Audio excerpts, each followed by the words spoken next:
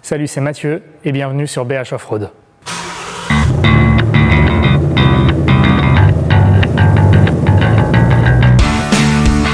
Dans l'épisode précédent, on a déposé la boîte de vitesse automatique et la boîte de transfert de ce Range Rover.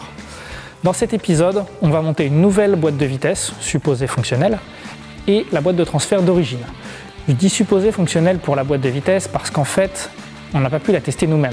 Donc normalement, elle est OK, mais ça sera un peu la surprise. Donc pour éviter trop de surprises, on va remonter l'ancienne boîte de transfert. Alors c'est pareil, elle n'est pas parfaite, c'est-à-dire que lors d'accélération forte, on sent la chaîne qui saute, ça fait un bruit assez notable dans l'habitacle. Et ce que ça veut dire aussi surtout, c'est qu'un jour, cette chaîne, elle va lâcher, et donc le véhicule ne roulera plus. Mais en l'état actuel, ça marche, donc on va éviter de rajouter trop d'inconnus dans le montage, et on va faire avec ça. Donc une nouvelle boîte de vitesse automatique, et la boîte de transfert d'origine, on regarde si ça marche, et on verra. Il n'y aura pas trop de détails aujourd'hui concernant la boîte de transfert. Ça viendra surtout dans un prochain épisode qui sera dédié puisque, comme je l'ai dit, celle-ci commence un petit peu à montrer des signes de faiblesse et donc il faudra la remplacer quoi qu'il arrive. Elle aura sa vidéo dédiée. La dernière fois, pour la dépose de la boîte, c'était un petit peu du bricolage, c'est-à-dire qu'on a dû s'y mettre à 2, voire 3 parfois. On a dû utiliser des échelles, on a dû utiliser des crics pour soutenir les différents éléments, pour les descendre petit à petit. Bref, c'était une vraie galère. C'était une galère et en plus de ça, c'était un petit peu dangereux par moment.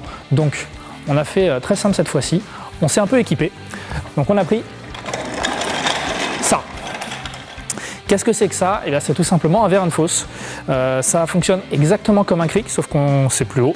Et on a un gros plateau dessus, ça peut porter jusqu'à 500 kg, donc aucun souci pour mettre une boîte de vitesse, pour mettre une boîte de transfert, pour mettre d'autres choses même. On peut les monter, on a une pédale qui est juste là, on appuie dessus, ça monte progressivement, ou à l'inverse, on peut aller chercher des éléments et les déposer petit à petit. Donc c'est vraiment pratique, ça permet de travailler dans de meilleures conditions. Et voilà, c'est vraiment un très très bon achat. Ça coûte entre 130 et 150 €, mais sincèrement, ça permet de se simplifier très largement la vie. Donc si vous devez faire le même genre d'opération, je vous conseille ça très très vivement. Allez, on attaque le dur du sujet. On commence par monter la nouvelle boîte sur le vérin de fosse à l'aide de la flèche d'atelier, également appelée chèvre. On la sécurise avec les chaînes du vérin, on la détache de la flèche, on la range et on peut commencer à la déplacer.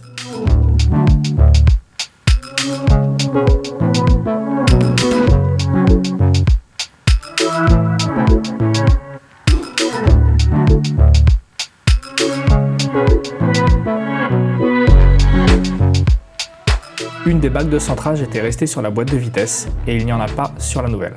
Alors on vient la replacer côté moteur. C'est fragile, alors doucement avec le marteau.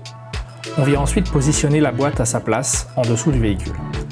On la place en face du volant moteur et on prend les mesures pour s'assurer du bon alignement de l'ensemble afin que l'assemblage soit aussi simple que possible. On lève la boîte avec le vérin de fosse et on vient la mettre en place en face du moteur. Ça nous a pris pas mal de temps car obtenir le bon alignement est assez difficile. Prévoyez du temps pour cette étape.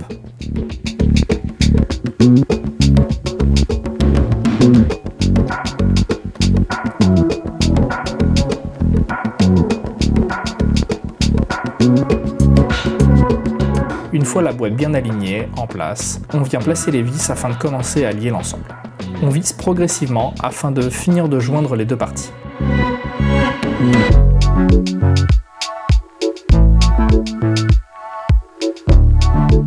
On lève l'arrière de la boîte avec une barre afin de s'assurer du bon alignement et de faciliter le vissage.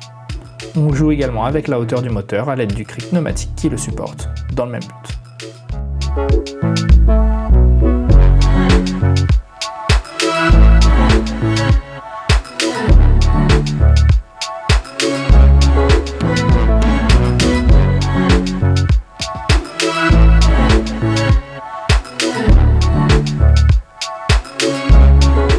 Une fois le tout assemblé, on déplace le vérin et le cric afin de compenser l'absence de la traverse qui vient supporter la boîte. On vient alors placer les flexibles des vents de la boîte à leur place, sous le capot, à côté du moteur. On remet également le démarreur en place. On place les 3 vis qui lient le convertisseur de couple au volant moteur en passant par le regard qui se situe sous le convertisseur de couple. Pour aligner la première vis, on fait tourner le moteur à la main. On tourne le moteur à nouveau pour placer les autres vis, puis encore pour finir le serrage une fois toutes les vis en place.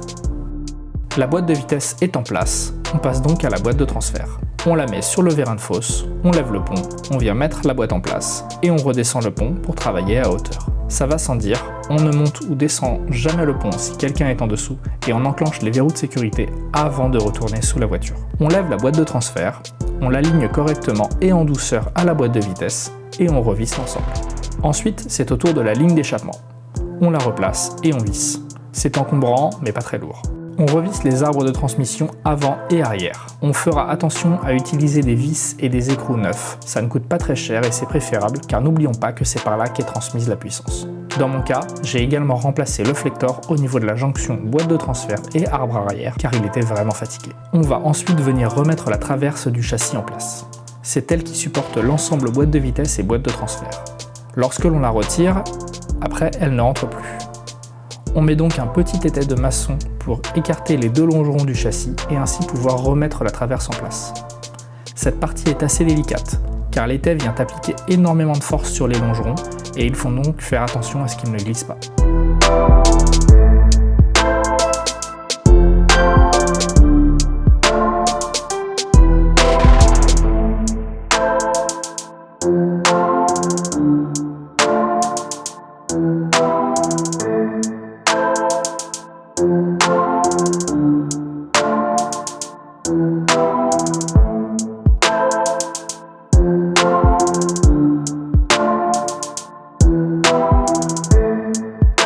Une fois que l'écartement est suffisant, on replace la traverse. Pour bien la placer et l'aligner avec le châssis, on utilise une masse en y allant en douceur et petit à petit en alternant de chaque côté. On ne frappe pas la traverse en direct avec la masse, on vient mettre un tasseau pour éviter de déformer ou d'abîmer la traverse.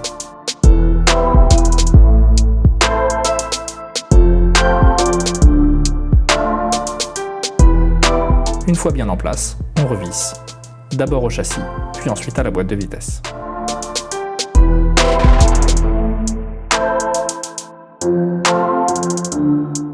Le gros du remontage est fait, on remet en place le câble de frein à main, les différents connecteurs, et c'est fini. Et voilà, tout est remonté.